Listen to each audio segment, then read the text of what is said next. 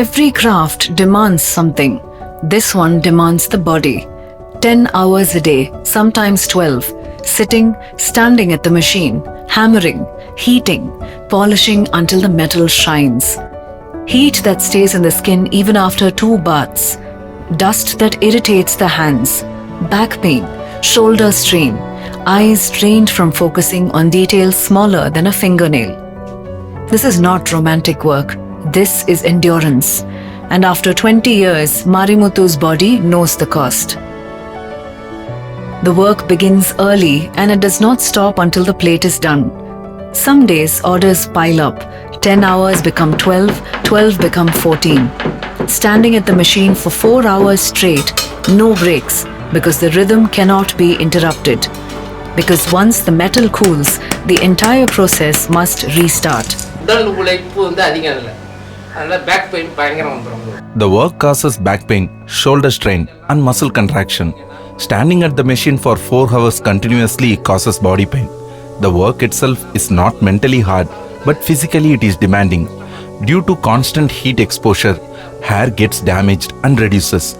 The body remains heated even after bathing twice. The internal heat continues. I work under a fan and sometimes go walking to manage health. Even after bathing twice, the heat continues. This is what metal work does. It enters the body, stays there, refuses to leave. Marimuthu walks in the evenings, tries to manage his health, sits under a fan during work. But there is no escaping the toll, only managing it day after day, year after year. Step 15. Removing the plate from the wooden base. For days, the plate has been fixed to the board, secured with wax and lac on the back, hammered, shaped, detailed. Now it must be separated, carefully, without bending the metal. Without damaging hours of work, the plate is lifted gently. Then comes the cleaning. Sticky, messy, exhausting. Every trace of lac must be removed. The back of the plate must be smooth, clean, ready for the final stages. This is physical work, scraping, rubbing, fingers covered in residue. Marimuthu does this stage now. His hands move quickly, practiced. After 20 years, the rhythm is automatic. But this is the work that taught him what endurance really means. Not dramatic pain, just repetitive strain, day after day, year after year. This same work, this same relentless physical demand has shaped every artisan who has touched these plates. And for Dhanapal, who has been doing this for 45 years, it has become harder with age.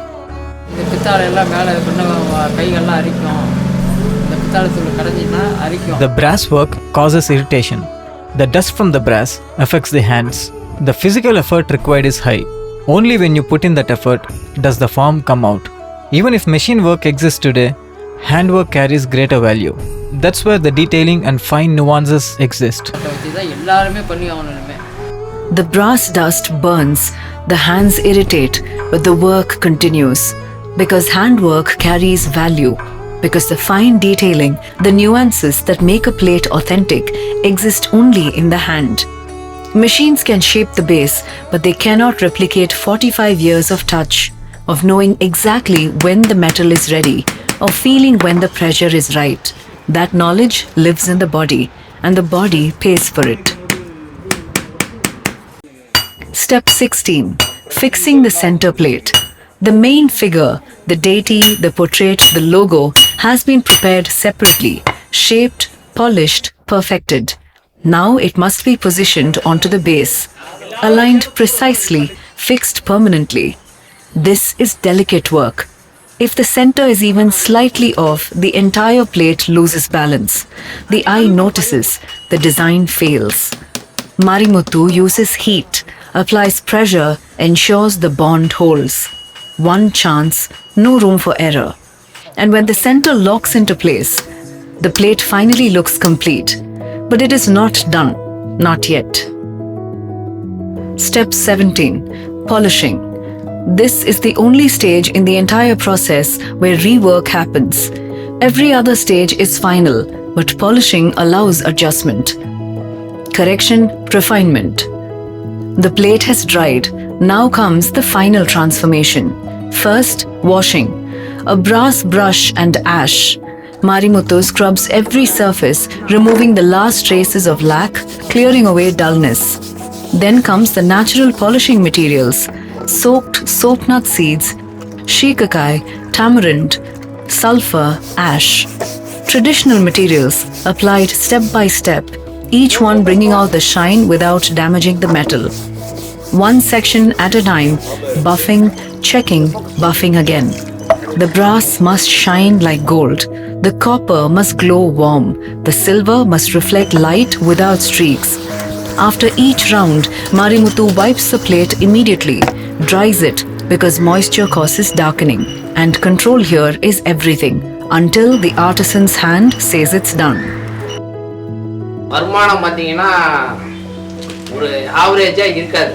Income is not stable. That is the biggest minus of this profession. Some months are good, some are very poor. I work about 10 hours daily. This work requires patience. There is no shortcut. Every step demands focus and time. 10 hours daily. No shortcuts, continuous focus. And at the end of it, income is not guaranteed. Some months are good. Orders come in, the work flows, payment arrives. Other months barely cover expenses, materials, food, rent for the workshop space. There is no salary here, no fixed monthly assurance, only the hope that the next order will come before the money runs out. And when orders dry up, artisans find other work, carpentry, welding, whatever keeps the family going. But they return, because this is what they know, this is what their hands remember.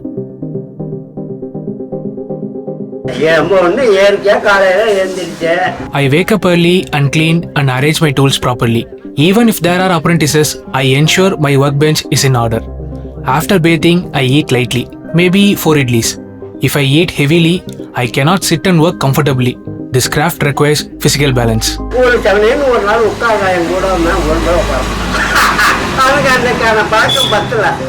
idlis, not more, because heavy food makes the body sluggish. And this work requires alertness, balance, control. At 72, Rajamanikam still maintains discipline, wakes early, prepares his tools, eats carefully, because the body is the tool. And when the body fails, the craft stops. He has worked for 60 years and his body has given everything it could. Now it is his son's turn to carry the weight. Step 18. Final protection. The plate is polished, complete, ready. Now it must be protected. Marimuthu fixes a transparent fiber mold onto the plate, a protective layer that prevents oxidation and preserves the shine. Weights are placed on top. The mold must set firmly, press evenly, bond completely. After it sets, the weights are removed. With this, the final stage is complete. And when the customer receives it, they see the finished work, the shine, the detail, the beauty. But they do not see the 10-hour days. The heat that stays in the skin, the dust that burns the hands, the months when income barely cover expenses. They see the plate, not the cost. In the early days, around 20 to 30 of us were doing this work. We struggled from the beginning, working hard. Earlier, even earning 60 or 80 rupees meant hard struggle. There were no facilities, no proper tools. We survived and came up only through hard work. 20 to 30 artisans once did this work. Now only a handful remain. 60 rupees was hard earned. 80 rupees meant survival. Today the wages are better, but the struggle continues. Different pressures, same endurance. They survive not because the money was good, but because the work was all they knew. And survival sometimes is enough. The plate is packed, ready to be delivered. Another one completed. Tomorrow, Marimuthu will start again. Heat the metal, hammer the impressions, polish until it shines. His back will ache, his hands will burn from the brass dust.